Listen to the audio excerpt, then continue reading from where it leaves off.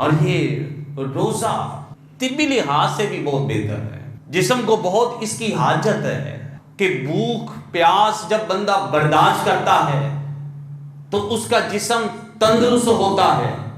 ایک نصرانی ماہر حکیم تھا، حضرت امام زین العابدین رضی اللہ تعالی عنہ کی خدمت میں حاضر ہوا اور آ کر کہنے لگا، حضرت امام زین العابدین رضی اللہ تعالی عنہ سے کہتا ہے کہ میں نے آپ کا قرآن پڑھا ہے، لیکن ایسا ہے کہ علم دو طرح کے ہیں، ایک علم الادیان ہے اور دوسرا علم الابدان ہے۔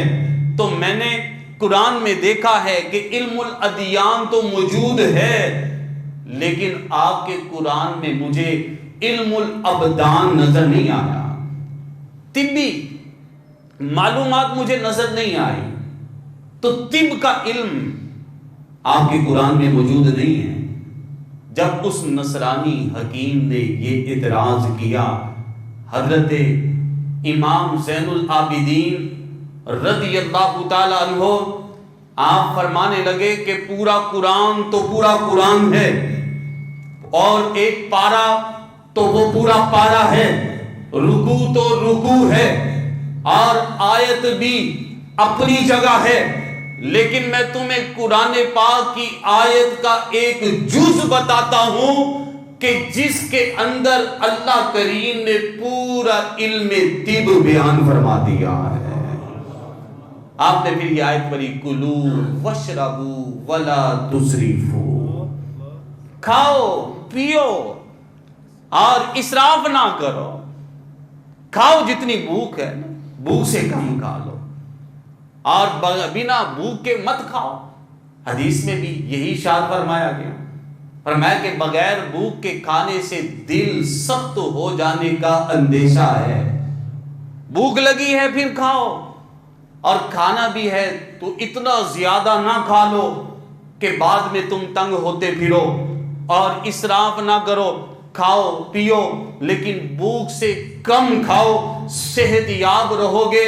جب امام زین العابدین رضی اللہ تعالی عنہ نے یہ آیت کریمہ کا جز تلاوت فرمایا تو وہ حکیم کہنے لگا کہ اس آیت کے جز میں آپ کے رب نے پورا علم طب بیان فرما دیا۔ دیکھیں یہ ہے، روزے میں بھی کیا ہے، کھاؤ پیو، لیکن کتنا ہے کہ جتنی تمہیں حاجت ہے۔ اسی طرح ہم جب کھانا کھاتے ہیں، ایمان والوں کے لیے یہی ہے کہ کھاؤ پیو تم، ولا تسرفوا، اسراف نہ کرو، اور زیادہ نہ انڈیلتے پھرو۔ اتنا انڈیلو گے تو پھر اس سے کیا ہوگا، معدے پہ وزن آئے گا اور بیمار ہو جاؤ گے۔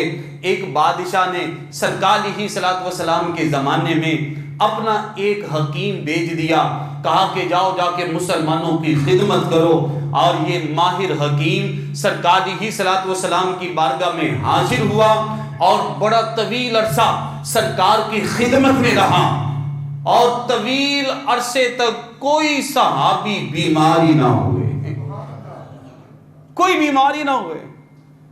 حکیم سرکار علیہ الصلوۃ والسلام سے کہتا ہے، مجھے تو میرے بادشاہ نے آپ کے پاس اس لیے بھیجا ہے تاکہ بیماروں کا علاج کروں، لیکن آپ کے صحابہ کے اندر کوئی بیمار ہے ہی نہیں۔ تو میرے آقا صلی اللہ تعالی علیہ وسلم نے ارشاد فرمایا، میرے صحابہ بھوک سے کم کھاتے ہیں، اور بھوک سے کم کھانے میں کبھی بندہ بیمار نہیں ہوگا، اسے بیماریاں نہیں لگے گی۔ اور آج بھی نا جو حکماء ہیں وہ یہی بات کرتے ہیں کہ کھانا جو ہے نا، اس کا ہضم ہونے کا نظام سورج کی شعاؤں کے ساتھ ہے، سورج کی شعاؤں کے ساتھ معدے کا تعلق ہے، اور دن کے وقت جب بندہ کھاتا ہے کھانا جلدی ہضم ہو جاتا ہے۔ اور حکماء یہ فرماتے ہیں کہ دیکھ لو، مغرب کے بعد کبھی دیکھا کسی جانور کو کھاتے ہوئے؟ کبھی کسی پرندے کو دیکھا ہے شام کے وقت میں اندھیرے میں کھاتے ہوئے؟ آج اگر ہم دیکھیں تو ایسی ایسی بیماریاں آ گئی ہیں اور جن کا کبھی نام بھی نہیں سنا تھا، طرح طرح کی بیماریاں ہیں، ہسپتال بڑے بڑے ہیں اور بیماروں کی لائنیں لگی ہیں۔ وجہ کیا ہے؟ ہم نے حدیث کو چھوڑ دیا، ہم نے قرآن پہ عمل کو چھوڑ دیا ہے، جس کی وجہ سے آج ہمیں بیماریاں نظر آ رہی ہیں۔ طرح طرح کی بیماریوں میں مسلمان مبتلا ہو گیا ہے۔ اگر ہم قرآن کی تلاوت کرتے، قرآن پہ ہم عمل کرتے، سرکار کی صلوات و سلام کی احادیث مبارکہ پہ عمل کرتے تو صحت یاب رہتے اور صحت کو ہم پاتے۔ نبی پاک صلی اللہ تعالی علیہ وسلم کا ارشاد پاک ہے، میرے آقا نے فرمایا لِكُلِّ شَيْءٍ زَكَاةٌ وَزَكَاةُ الْبَدَنِ الصَّوْمُ، فرمایا ہر چیز کی زکات ہے اور بدن کی زکات روزے ہیں۔ تو بدن کی زکات روزے ہیں۔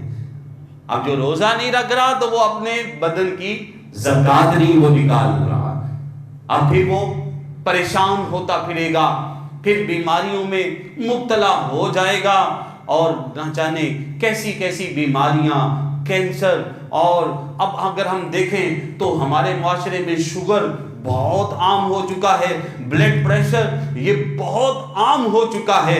میرے پیارے بھائیوں، آئیے ہم سرکار کی صلوات و سلام کے فرمان کو دیکھیں، سرکار کی صلوات و سلام کی حدیث کو دیکھیں، قرآن کے حکم کو دیکھیں کہ قرآن تو فرما رہا ہے کلو وشربو، کھاؤ اور پیو، ولا تسرفو، بس اسراف نہ کرو، اسراف نہ کرو، حد سے زیادہ نہ کھاؤ کہ اس سے تم بیمار ہو جاؤ گے، بیماریاں تمہیں جکڑ لیں گی، اور جب بندہ بیمار ہو جاتا ہے تو پھر وہ صحیح طریقے سے عبادت نہیں کر پاتا، پھر پریشانیاں بڑھتی رہتی ہیں۔ حضرت موسیٰ علیہ السلام آپ نے آب حیات کو پا لیا تھا۔ آب حیات یہ وہ چشمہ تھا کہ جو اس کا پانی پی لیتا ہے قیامت تک وہ زندہ رہے گا۔ حضرت خضر علیہ السلام نے آب حیات کو پیا، آپ قیامت تک زندہ رہیں گے۔